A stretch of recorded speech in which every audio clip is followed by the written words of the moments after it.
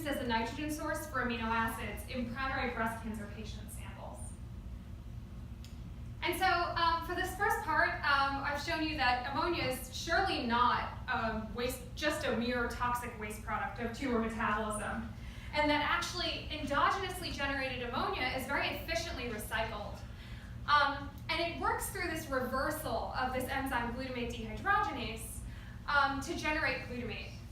And that glutamate production is really key for proliferation in breast cancer cells. And finally, we were able to show this in vitro, in vivo, and in primary breast cancer patient samples. So for the next part of the talk, I'm going to really get into what the mechanism of this stimulation of proliferation is. And one thing I had tried to show you, but the mitochondria got blurred out, is that all three ammonia assimilating enzymes are localized to the mitochondria. And so we thought that, since this process is happening in the mitochondria, we were wondering if it was making amino acids in the mitochondria, and if that was the reason that it could be stimulating proliferation. And so there are two main things that we have to tease apart here.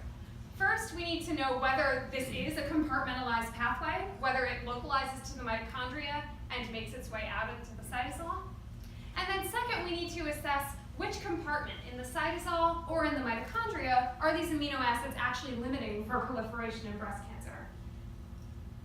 And so there was recently a method that was developed in David Sabatini's lab that allows you to rapidly purify mitochondria and perform metabolite profiling inside this compartment. And so moving forward, I'm going to use this tool to actually investigate whether ammonia metabolism is compartmentalized. So the way we did this experiment, we took these cells that are expressing these epitope-tagged mitochondria, and then we fed them our heavy ammonia. And then after time, we pulled the mitochondria out, and we said what isotopologues are generated inside that compartment and what are not generated inside that compartment and are therefore generated outside of the mitochondria. And so shown here is a heat map of the labeling events that occur. And I know it's very unreadable, but one thing I wanted to point out here is that what you can see is in whole cell lysates on the left compared to mitochondrial lysates on the right, the labeling schemes are pretty similar. So it actually appears that a large abundance of these initial assimilating events are occurring inside the mitochondria. But there was one difference, and that difference is in alanine. So we're not able to detect any labeling on alanine in the mitochondria, and we were able to detect it in the whole cell lysate. And I'm going to just take like 10 leaps here and just say, we think that it could be through this pathway where alanine has to get generated in the cytosol, and that nitrogen had to come from glutamate. And the reason I'm not just drawing a direct arrow from ammonia to glutamate out into the cytosol is because there is no known mechanism for glutamate export from the mitochondria. In fact, the mitochondria really don't send glutamate out, they only bring it in. And that will become key later. So we thought maybe this contrived pathway was being used to get the ammonia that was recycled out of the mitochondria through these GOT isozymes. And so we used genetic models to test whether the GOT isozymes were sufficient to facilitate the compartmentalization of ammonia metabolism. And so we did this in vitro and in vivo, and I'm only going to show you the in vivo data because it's the same as our in vitro data. And so we generated tumors that were depleted of GOT1, which is the cytosolic isozyme, and GOT2, which is the mitochondrial isozyme. And then we determined whether this nitrogen from ammonia could be brought onto the alanine. So if both of these enzymes are required for this labeling event, then loss of either of them should decrease the incorporation of the ammonia and nitrogen onto alanine. And indeed, we see that loss of either GOT1 or GOT2 caused a decrease in the labeling from ammonia to alanine. And so we did many more experiments than that, but that's just the highlight. We demonstrate that ammonia is assimilated in the mitochondria and can be secreted out to the cytosol to make amino acids. So basically, this pathway is compartmentalized. It's contributing to mitochondrial and cytosolic amino acids. So then what we wanted to know is, if this assimilation process is critical for proliferation, which compartment are the amino acids limiting in? Is it the mitochondria? Or is it actually that the mitochondria is recycling this nitrogen and supporting the cytosolic amino acids? So we move to our proliferation system, and in the control conditions, ammonia stimulates proliferation, as shown here. Loss of GOT1 led to a slight decrease in proliferation, and then loss of GOT2, which is this mitochondrial version, actually caused a major increase in proliferation. And so the hypothesis we came to is that it's actually maybe the mitochondrial glutamate pool that might be limiting for proliferation. So ammonia, which is assimilated in this compartment, makes the local source of glutamate. Loss of GOT2 should also preserve mitochondrial glutamate because it's repressing this export out of the mitochondria through this pathway. And so we have two systems that raise glutamate in the mitochondria, and we wanted to also have a genetic system that would do the opposite, decrease glutamate in the mitochondria. And so I'm going to bring in another player. This is the mitochondrial glutamate importer. And so this is a very simple transporter. Its job is to take glutamate from the cytoplasm and bring it into the mitochondria. And so we actually purified mitochondria, and we profiled metabolites in cells that were deficient of this glutamate importer or deficient of GOT2. And what you can see is loss of either GOT2 or this 25H22 caused a decrease in the aspartate levels, but it caused a nice opposing effect on the mitochondrial glutamate pool. And I really want to emphasize that we couldn't see this when we did whole cell lysates. So you don't see these changes unless you actually pull the mitochondria out and look in this compartment. So doing these mitochondrial purifications and metabolite profiling in that compartment is really critical for all of these experiments. Okay, and so as I mentioned earlier, ammonia stimulates proliferation, contributing to the mitochondrial glutamate pool. GOT2 loss contributes to the mitochondrial glutamate pool as well, and that also increases proliferation. So then loss of this mitochondrial glutamate importer, which decreases the mitochondrial glutamate pool, should decrease proliferation. And what you can see here is indeed that knocking down this glutamate importer decreased the rate of proliferation. The other important thing I want to say is we could potentially rescue it if you feed cells ammonia to make an additional source of this mitochondrial glutamate pool.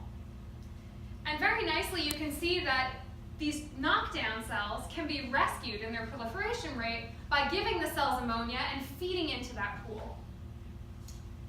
And so we showed that mitochondrial glutamate is actually sufficient to affect proliferation in breast cancer cells.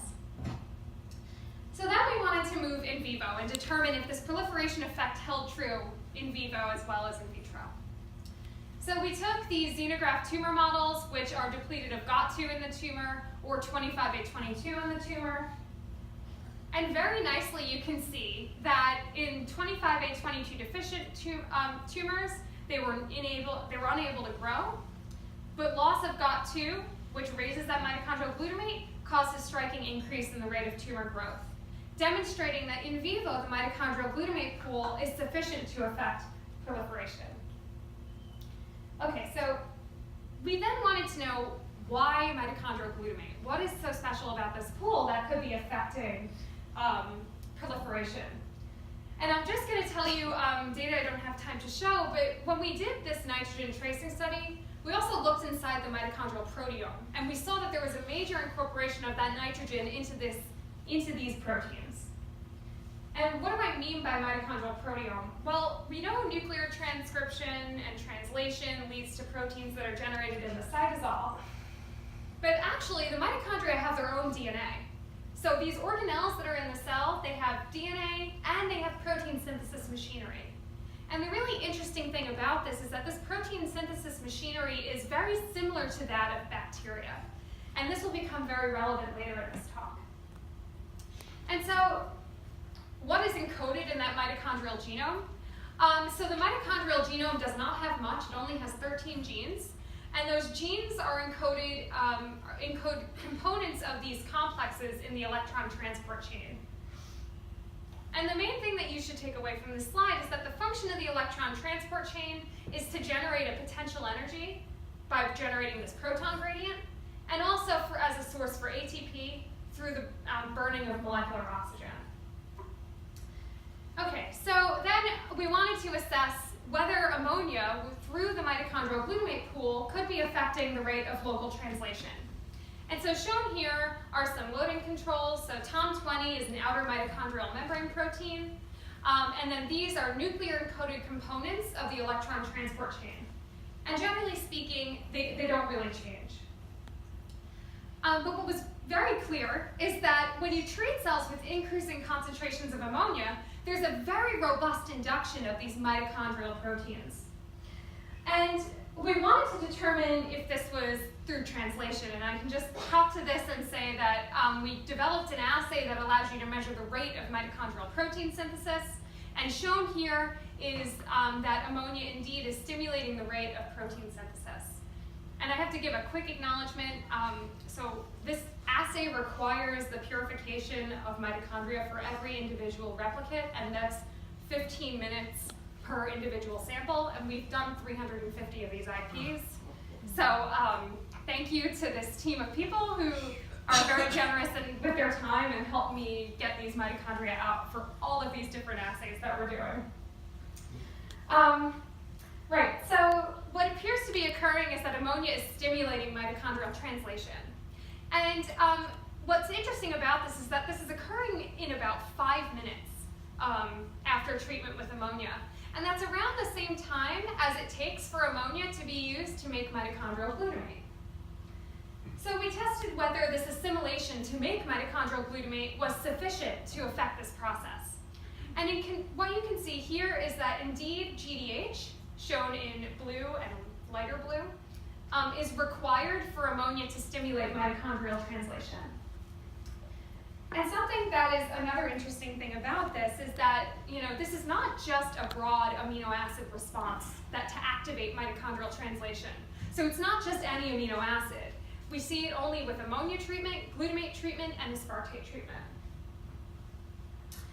And so we wanted to then test whether mitochondrial glutamate was sufficient to affect local translation rate. And so as you remember, earlier we developed these tools, these genetic tools, to toggle the mitochondrial glutamate pool. So loss of GOT2 increases mitochondrial glutamate, and consistent with this, we see an increase in the rate of translation. Opposingly, loss of this glutamate importer, which decreases mitochondrial glutamate, leads to a decrease in local translation. And we validated this with the biochemical assay. So since ammonia through mitochondrial glutamate is affecting mitochondrial translation, but it's only affecting the mitochondrial encoded proteins, not induction of the nuclear encoded proteins that have to make complexes with these mitochondrial encoded proteins. So how does that kind of imbalance of translation affect mitochondrial form and function? And so this is electron microscopy images where you can see we're looking right at the mitochondria. And it appears that a treatment with ammonium causes a major swelling and increase in the density of the cristae on these mitochondria. And similarly, increasing mitochondrial glutamate through loss of GOT2 causes a very major increase in the size of these mitochondria. And so what does this mean functionally? And so as I mentioned, the electron transport chain, which is where these mitochondrial encoded proteins are going, can be measured by looking at the rate of oxygen consumption. And so shown here is that in control conditions, increasing mitochondrial glutamate, increasing mitochondrial protein synthesis levels causes an increase in respiration, consistent with the fact that production of these mitochondrial encoded proteins could be forming complexes. That's not at all proving that, but it's consistent with that.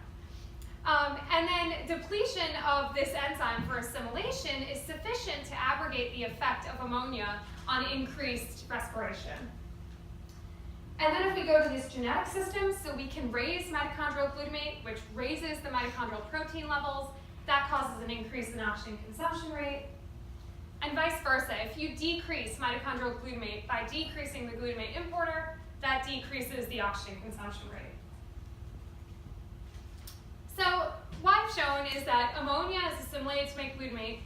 That glutamate is activating translation and activating respiration to stimulate proliferation. And so the cool thing I mentioned earlier is that the mitochondrial ribosomes are very structurally similar to that of bacteria. so we wanted to know whether we could use antibiotics that are targeted to bacterial ribosomes to actually repress the ability for ammonia to stimulate proliferation.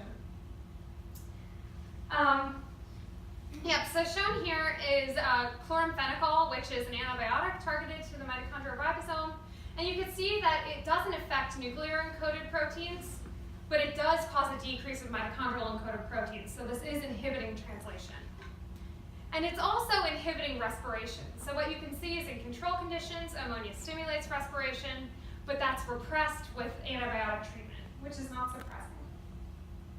But what's very nice to see is that in control conditions, ammonia stimulates proliferation, but that can be repressed just by simply giving these breast cancer cells this antibiotic. And so finally, I'm going to just show you some work that's ongoing right now, which is we wanted to test whether you could actually use antibiotics in vivo to just suppress tumor growth. And so we took mice that have the same tumor type, same genetically, and we treated them with control conditions, which is just a control gavage, or chloramphenicol, which is the antibiotic that inhibits translation. Oh, it turned off. What time? It's suspenseful. What a time.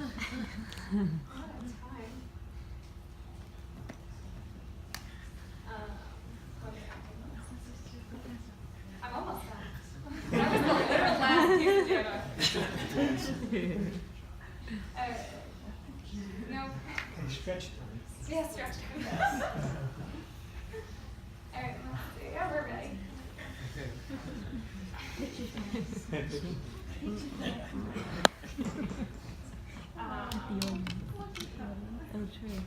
Is that awkward? No.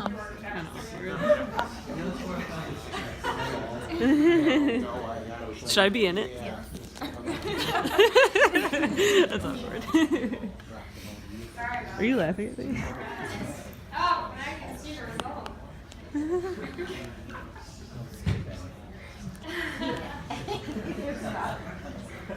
All right. So, we're finding, and this is still ongoing, but we're finding that antibiotic treatment is actually really sufficient to repress tumor growth in these mouse models. This is now starting the conclusion. What we knew at the start, so we knew really not much. We knew that ammonia accumulates in the tumor microenvironment, and we knew that tumors were starved for biosynthetic precursors, and we knew that there are enzymes that are capable of capturing ammonia. Science makes me emotional. This is too early to start. Okay. So what we've shown here is that ammonia is really not a mere metabolic waste product of tumor metabolism, and that breast cancer cells can efficiently recycle ammonia through this reverse activity of glutamate dehydrogenase. And that ammonia recycling really stimulates the rate of proliferation in these breast cancer cells. Something cool that I didn't really emphasize enough is that, once that nitrogen is recycled, it actually gets disseminated out into the cytosol. And so if you think about this as a kind of like a new function of mitochondria, in the sense that they're grabbing metabolic waste, repurposing it, and sending it back out into the cytosol. And so this is a really interesting pathway that actually allows for production of cytosolic amino acids. And we showed that the recycled nitrogen exits the mitochondria through the action of these GOT isozymes. But the important thing is that loss of GOT2, ammonia treatment, all modulating that mitochondrial glutamate pool is really sufficient to affect proliferation. And then, so I can talk about this in the questions a little bit more than I am now, but basically we think that glutamate is actually going to be affecting mitochondrial tRNA charging.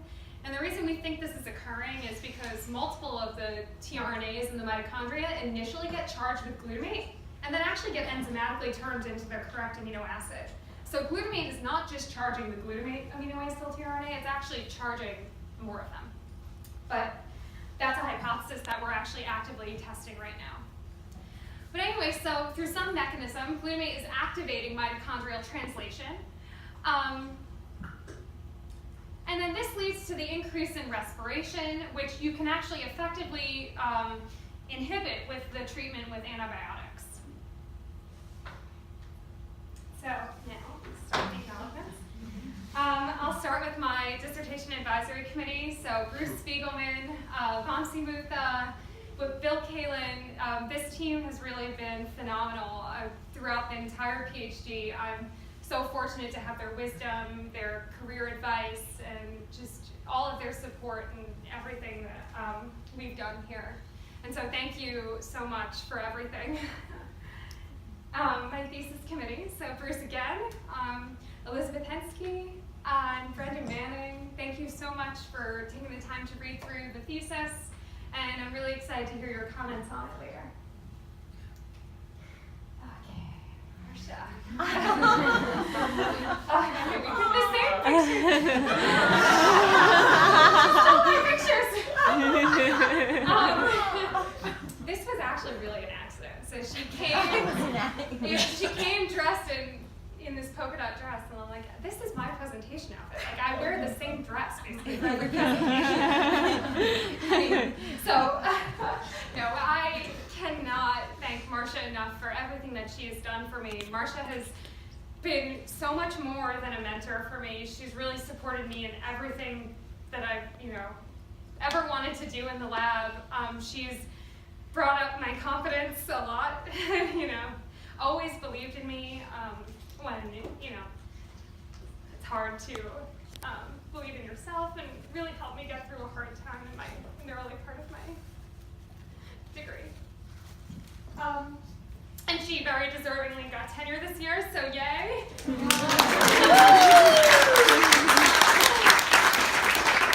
And thank you, Marcia, for everything. I will never forget my time in your lab. This has really been a fantastic experience. And like that. Marcia has developed the best lab that I could have ever imagined to do my PhD in. I'm surrounded by people who are so intelligent, so kind, so helpful, tolerant of my antics. There are so many antics to be tolerant of. I have to give a special shout out to Albert. He helped me a lot. He was working with me for a couple of months, and he helped me with a lot of the Western blots that showed Liam. He helped me with the Berthelot assay. Was really in a pinch at that time. We were working on the revision for the science paper, and we really needed this assay to go, and he stepped in and helped out. All of the Mito IP team, which is a lot of people on here, and just everyone for really making this experience the best it could be. And I have to give a very special shout out to my baby, Julia. Julia has really made every day so much fun in the lab. She's always willing to get pizza. She's willing to let me get in her sweater with her. They're all very supportive of me when I'm writing my thesis. And Julia just always makes lab fun. I'm so lucky that I get to sit with her. She makes every day brighter, and I'm really going to miss being her baby when I go to my next lab. I've got to give a very special thank you to Heejin and Elma. Our friendship has turned into so much more than I thought it would be. I mean, you're my coworkers, but you're so much more than that. Oh, Heejin. I think our friendship is one of those things that I value the most about graduate school. I love you guys so much. I could not have gotten this far without you, and I really will never, our friendship will live on forever, and we will form the size lab. Laura has been my partner in crime for the last 8 years. She used to visit me in lab when I was an undergrad. I have these pink goggles there that is so embarrassing. Yeah, Laura, thank you for always being an emotional support, there for me no matter what happens, no matter what I'm going through. Laura has just been a really important feature, a really important person in my life. Yeah. And my classmates, a lot of them are here. Our year is just fantastic. We really have had so many fun times together. I couldn't have asked to come in with a better group. You are so supportive. They're all here. It's really just the best group of people I could have asked to be surrounded with. Oh yeah. My housemates. So living could be really tough. It can be hard living with people, but not with this group. This group is really, always down to go get some food, or always down to dress really weird for Halloween. They're really the most talented, hardworking, and inspiring people I could have ever lived with. I love you guys so much. I've been very fortunate to have you on around, especially again when things get hard, and having someone to vent to, and having a really nice home to come to is really important. So thank you for making our house amazing.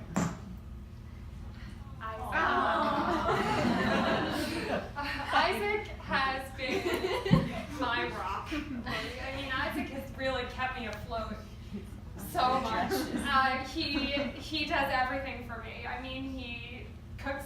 He'll drive me in, and he's driven me into lab every morning for the last 2 weeks. And takes care of me in every possible way, emotionally, mentally, reading my work. My life would be incomplete without Isaac, and I'm so lucky that he's here and his family is here. Thank you so much for coming. Love you guys. You're amazing. And to my family. Reggie.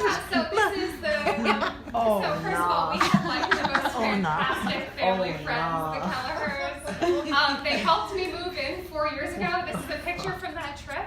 Look how Reggie is. I really. You had And he got this thing. I mean, it's so scary. Well, that was escape the room. And they are family. They're way more than family friends, and we cannot do anything without their support. To my parents, you guys have sacrificed everything to give your children everything. I mean, you've really dedicated your lives to us, and I love you guys so much. I'm so grateful for everything you've done. Thank you for being here and being supportive, and for always, helping me get through every obstacle I've ever faced in my entire life. I couldn't have done it without you guys. To my sissies. Really incredible sisters. They're willing to go on any adventure. They're very supportive. My biggest cheerleaders. And I love them so much. They really, again, huge support network, and I couldn't do anything without them. This work I have, is in memory of my uncle. So my uncle passed away a couple years ago, and his passing actually inspired me to get interested in science. It was actually, it was amazing. Right after he passed away, everything became clear. I wanted a PhD. I wanted to study metabolism, and I think he would have been very proud of the work that I showed today. And last, I want to acknowledge Ethan. So Ethan was a classmate of ours, came in the same year as us, and we lost him in our third year. And Ethan was one of my best friends in the department. He was an incredible source of support for me. I mean, he helped me get out of a really bad funk. His influence on this work cannot be understated. I mean, it wouldn't have happened without him. And I hope that this work is a celebration of his life. That's it. Thank you, everyone, for being here. I really appreciate the support.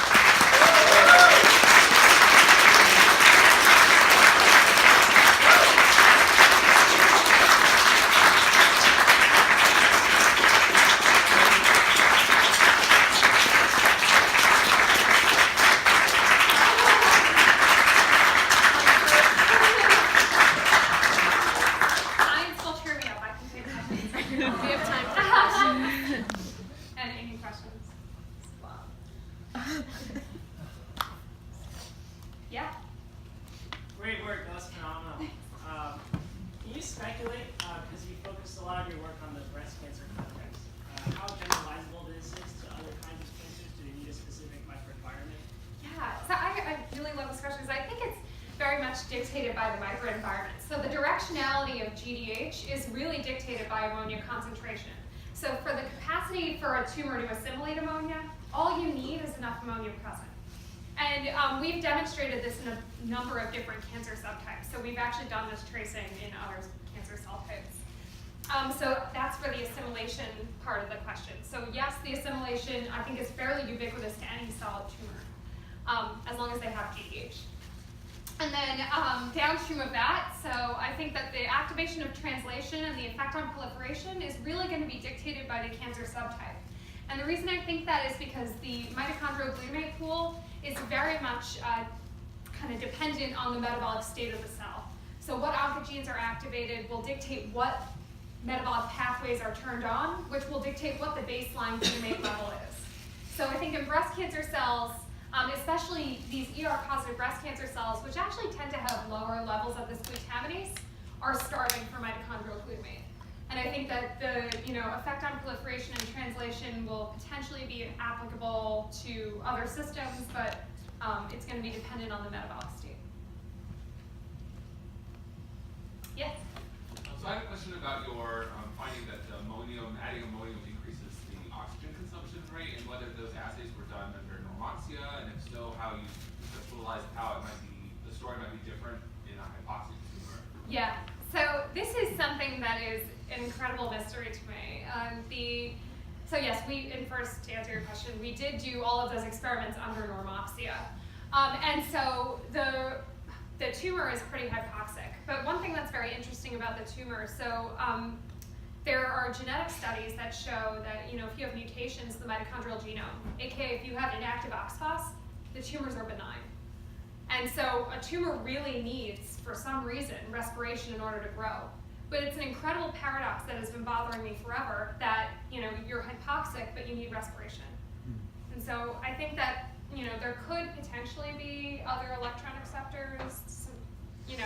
That would have to be something to be further explored. But yeah, it's a huge mystery why the respiration is so critical in a hypoxic tumor.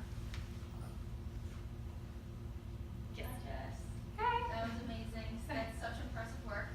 I wanted to go back to what you talked about sort of at the beginning about GDH, switching from using or creating ketoglutarate to using it. And I was wondering at what point you think that switch happens. It's regulated, you think, by high ammonia. But I guess, for example, can you envision using a cell line, for example, that has normal GDH levels and conditioning it to make that switch? Have you looked at that at all? Yeah, so I think that we've done a couple of studies. So I've done these tracing studies with different concentrations of ammonia. And so you can kind of see that there is a switch. So about 0.75 millimolar is when you start to get a major uptake of ammonia, and that's when you start to see a big switch in the GDH capacity to assimilate. And so the microenvironment levels range between, at least from in my hands, what I've measured in the mouse xenograft tumors, it's about 0.8 to 5 millimolar. Yes?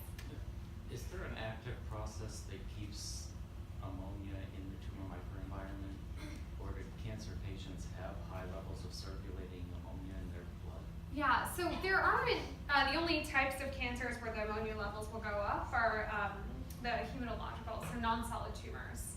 And so I think maybe the ammonia could be kept in the microenvironment because of the poor vasculature. However, another possibility is the microenvironment, maybe the pH of it kind of in some ways will help lock it in.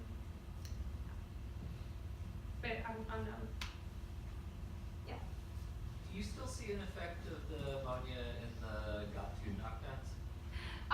No. Okay, So there's no additional benefit. Yeah, the GOT2 knockdown causes a larger increase in the mitoglutamate than the ammonia itself. But yeah. Yes, Dad. Is it possible that the ammonia is also acting in sort of a closed loop, while helping the tumor grow, also keeping it from growing? In other words, it's kind of balancing itself. It could be, yeah. You know what I'm saying? Yeah, the interaction with the associated Mhm. microenvironment isn't really clear. So how the tumor cell Right. interacts with the So it associated. might actually be more of like a closed loop Yeah. system where it's Yeah, it could be. mm-hmm. What even looked into holding that? back. Yeah. Hi, great talk. Yes, it's good start. Oh, thank you. So I have a question about just GDH in general. So you're saying knocking down GDH affects the proliferation of these cancer cells and tumor mass and all this stuff. So how did you control for the fact that by knocking down GDH, you may also be inhibiting the production of an alpha-ketoglutarate, and that might affect, again, TCA cycle?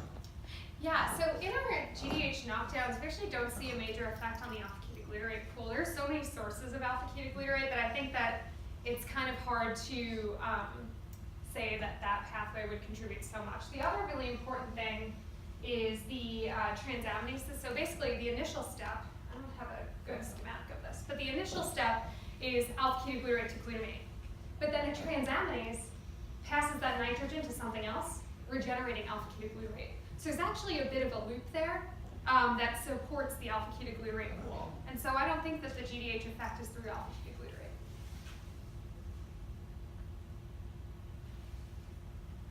Okay, so if there are no further questions, let's give Jess a great round of applause.